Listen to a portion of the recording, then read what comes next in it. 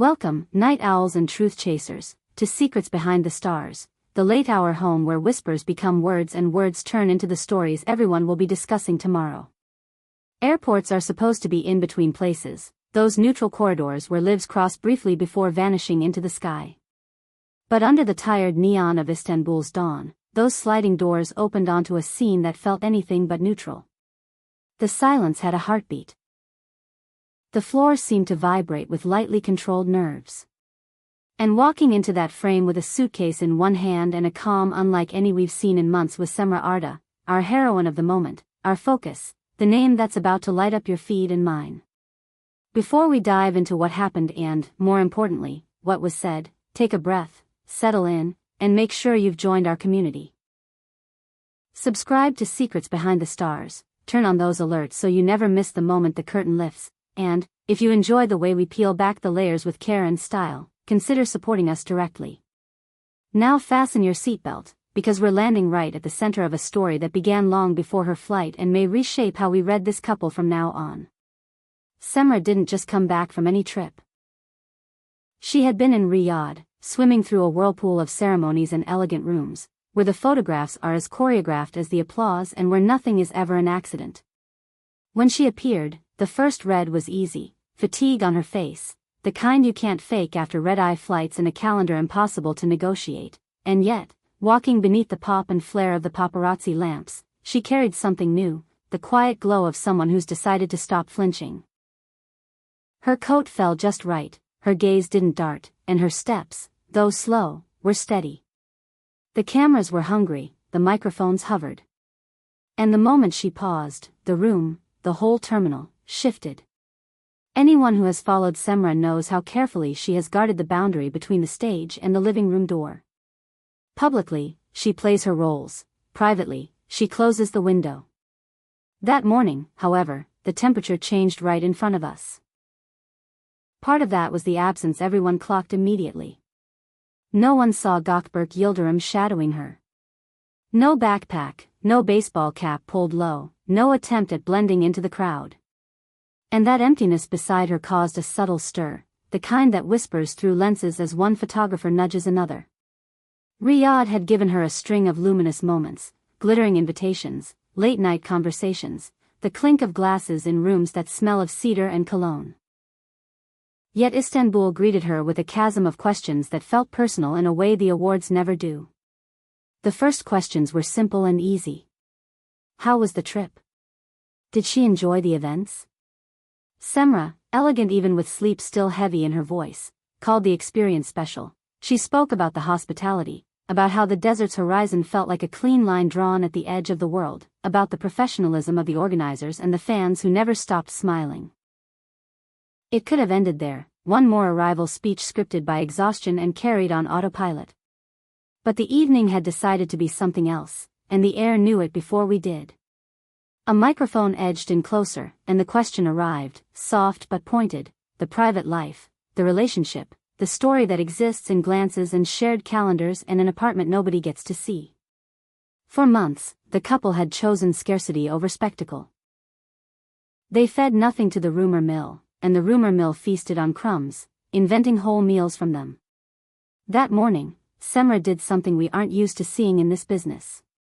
She didn't dodge or hesitate. She didn't pretend to be confused, she did not perform diplomacy.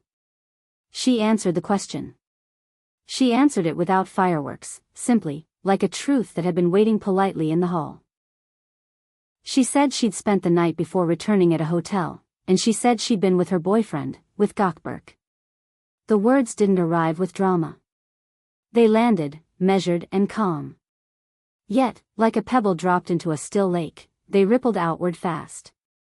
The cameras screamed silently, fingers twitched. You could feel the city's gossip pulse beginning to race on phones that hadn't even buzzed yet. It was one of those small sentences that rearrange the furniture in a room, not because it reveals what nobody knows, but because it stops pretending the obvious needs a veil. In the hours that followed, those few syllables fled the terminal and found refuge everywhere: shared messages, breathless captions, and endless debates beneath blurry clips filmed from an angle that made the moment look more clandestine than it was. Some saw romance. Some saw provocation. Some called it mundane. Others declared it a revolution in miniature, a statement that the love between two people can stand calmly in the open air and need no decoration to look beautiful. The question that rose from the commotion was simple: is this a new chapter, not in the relationship itself, but in how the relationship will be narrated? Observers noticed the easy stillness in the way she spoke. It wasn't defiance, exactly, it was certainty. It was the confidence of someone who no longer wished to outsource the story of her life to strangers. Those close to Cemre have long whispered that she wants any discussion of her bond with Gökberk to rest on facts rather than mirages, on realities that can be trusted instead of fantasies built to attract eyeballs. That night, many chose to see strategy beneath the softness. They called it a controlled reveal, a carefully measured step after a season of quiet. A move placed on the board to dictate the next moves rather than respond to them. Whether or not it was calculated almost doesn't matter. The effect was immediate. And while Cemre took that step, the other half of the pair stayed silent. Gökberk, known for an instinctive dislike of tabloid theatrics, starved the fire of oxygen by saying nothing at all. He returned to the cool sanctuary of his work, letting the noise bounce off his absence. That silence didn't calm the storm. It gave the storm something to orbit. What would he say now that Cemre had widened the door? Would he match her openness, or keep to the shadows that have always suited him? Behind closed doors, those who know them insist this was not a careless reveal but a natural consequence of the way they actually live, snatching private minutes out of impossible schedules, building small shelters of time that glow brighter precisely because they are rare. That hotel night, on the eve of departure, wasn't some defiant gesture. It was a simple act of maintenance, the way you water a plant even when you're late for work. If you were online at all that day, you saw the arguments break in too.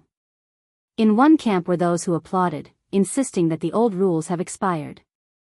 Love is normal, they argued, transparency is not a scandal, nothing about that sentence could diminish her star.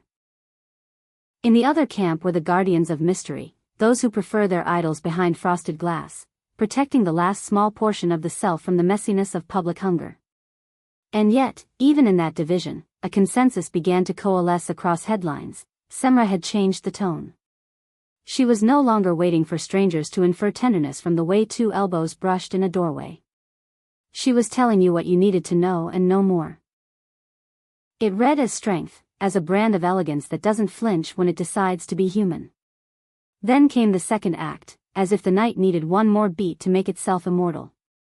Someone asked where Gökberk was now, and Cemre answered without flinching. He had returned to Milan. That was it. Plain, clean, no hesitation. And in that simplicity lay the power.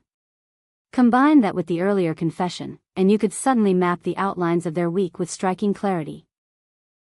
Time stolen in a hotel room, a last cup of coffee, a quick goodbye at the elevator doors, a flight to Istanbul for her, a flight to Italy for him. The image was irresistible to the tabloids because it contained a paradox: the closeness and the distance, the softness and the iron discipline of careers that demand constant motion. Immediately, speculation threw on a glittered coat. Was Milan Fashion Week calling? Were there meetings happening behind sleek glass tables where the city's best-dressed executives speak in calendars and numbers? Was this the prelude to a collaboration that would tilt the spotlight in a new direction? Cemre's reaction was the detail that made everything hum. She didn't just seem untroubled, she seemed naturally at peace with the arrangement, the sort of composure you can't fake when there are doubts gnawing at you. Her demeanor said more than any speech about trust could. It said, we have agreed on how to live with the distance, and we are living with it. Think about that for a second. For months, years, even, this pair has preferred the open sky to a glass display case. They have built a rhythm that belongs to them alone, one that can hold both a rehearsal call and a midnight phone conversation, both an award ceremony and a quiet laugh in an elevator on the way to the lobby. That night in Istanbul, the room understood it. You could feel the attention shift from the buzz of scandal to the hum of respect: two people working, two people choosing, two people building a bridge out of calendars and honesty. But the internet lives to remix the truth, and so the phrase, "he's in Milan," became content, became headline, became the spark at the core of 1,000 comments. Some turned it into proof of strength, proof of endurance. Others saw it as the test the story still has to pass. And, yes, if you've watched enough of these tales, you know every declaration opens a door to more questions. Will they show up together at the next premiere? Will a red carpet hold their joined hands before the month ends? How long before someone tries to sniff out that hotel's address and stand outside hoping for a second act encore? The appetite seems endless. What matters is that Cemre fed it a little and then closed the cupboard, leaving usefully little to chew on besides the message itself. We are fine, and we are doing this our way. Tabloids have already begun drafting a new narrative arc, one where Cemre is done hiding. It's not that she has decided to narrate every detail.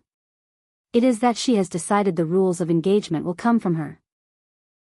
And that is a different kind of power, a modern version of the classic star persona that understands one vital thing: if you refuse to fill the silence, someone else will write your script. She's writing her lines now, and she's doing it with restraint and clarity. The outcome is a portrait not of provocation, but of poise. It's a circular truth that gossip rarely admits. When you are stable, you can afford to be generous. When your foundation is solid, you don't fear a window opening. Walking out of that terminal, Cemre didn't just look like a star returning from foreign lights. She looked like a woman who trusts the life she's building. The laughter you could hear in a clip when a photographer cracked a harmless joke wasn't an act, it sounded real, hers, the kind of sound you make when you are, despite everything, content. She gave the cameras enough to keep them warm, and then she stepped into the car waiting for her and vanished into the city, leaving behind a dozen threads for us to follow. And we will, because that's what we do here. We follow the threads without ripping the fabric. So tell me, do you think this gentle, startling honesty will shield the couple in the long run, or is every open door an invitation for the storm to walk in uninvited? How would you carry love through weeks lived in hotel rooms and airports, through time zones that refuse to play nice? Share your read below, because your voice is the pulse of secrets behind the stars. If this journey through a moment between flights gave you something to think about, like this video, send it to the friend who texts you first when headlines break. And consider supporting our work so these late-night dives can keep happening with the care they deserve. Stay curious, stay kind, and remember, in this business, the brightest light is often the one someone turns on themselves, not to dazzle, but to be seen for real.